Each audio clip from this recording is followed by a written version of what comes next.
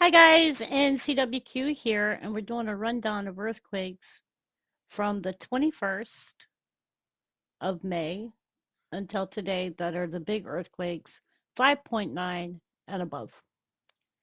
So, without further ado, here we go.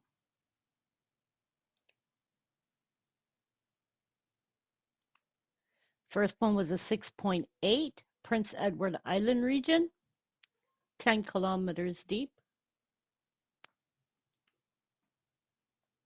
This is the area where it hit. Second one was a 6.1, Solomon Island regions, 80 kilometers deep. This is the area where it hit by San Cristobal.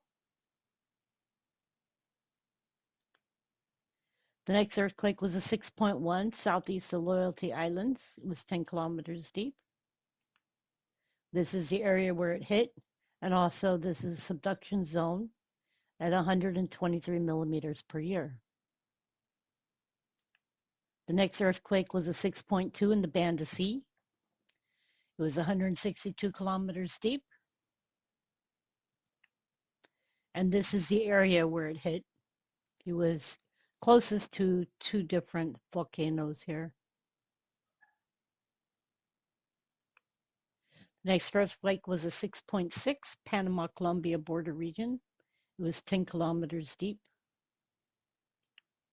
This is the area where it hit, which was actually on the other side. So it's a unusual area, but we do see earthquakes there now and again. The next earthquake was a 6.1 near east coast of Honshu, Japan.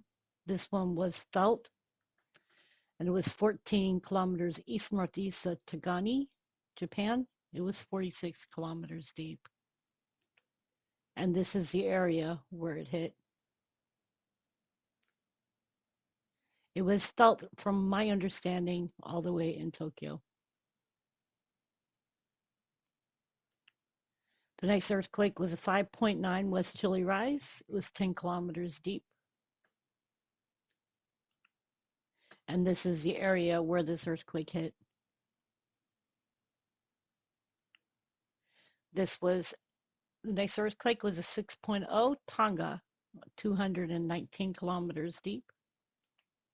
And this is the area where this earthquake hit.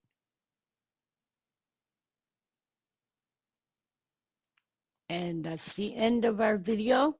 I hope y'all enjoyed the update. I just decided to run down the largest earthquakes for this last week. Hope y'all are doing well. Please be good to yourselves and each other. Much love.